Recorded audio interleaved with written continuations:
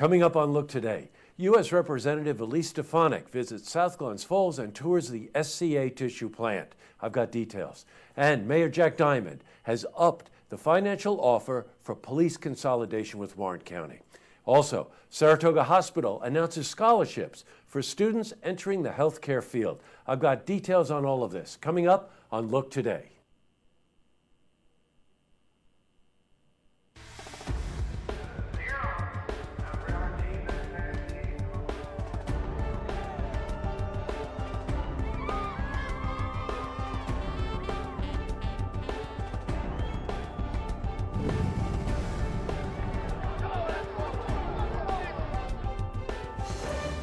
Welcome, everyone. I'm J. Hood Jackson, and this is Look Today.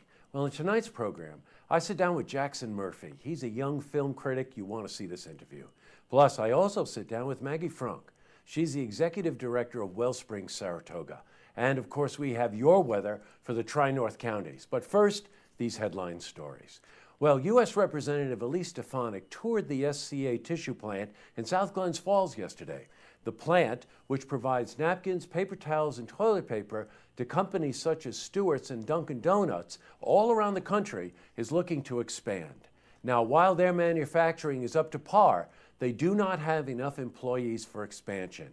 To address such issues, Stefanik is supporting legislation to train students for today's jobs.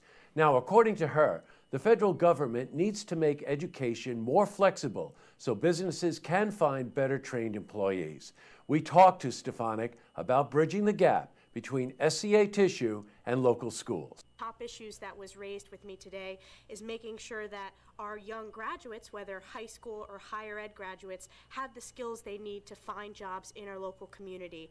And SCI does such a great job partnering with our local colleges and our local elected officials to make sure that they are pursuing those workforce development ideas. But we need to do more on that at the federal level.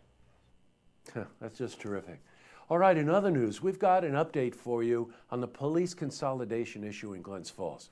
Mayor Jack Diamond has upped the city's financial offer to Warren County to consolidate police services. He has agreed to pay the county an additional $1.4 million. Now, the new proposal came the day after the Common Council unanimously authorized Diamond to continue negotiating with the county. The city will pay up to $22 million over the next 15 years. Well, Warren County Sheriff Bud York said he has no opinion on the mayor's reworked plan. Now, whether this proposal is pursued is up to the county and city legislators. I'm going to keep you updated on this as further developments become available to us.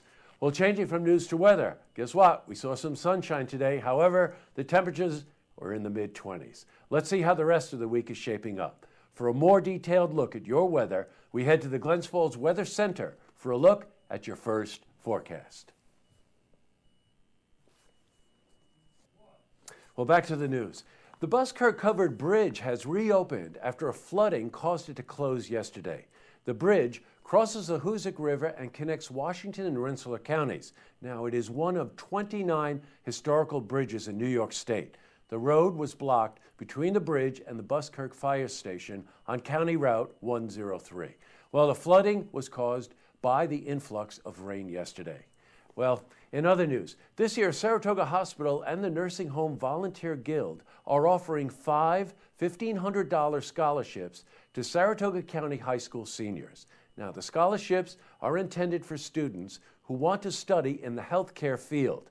Eligible students must be entering college in September of 2016, have a GPA of 2.5 or better, and a documented record of community service.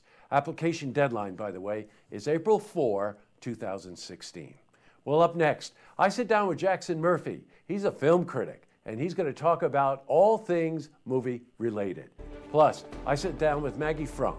She's the executive director of Wellspring Saratoga. But first, if you see news happening, you want to share a story idea, or join us for an interview, give us a call on the hotline. The number is 798-8000.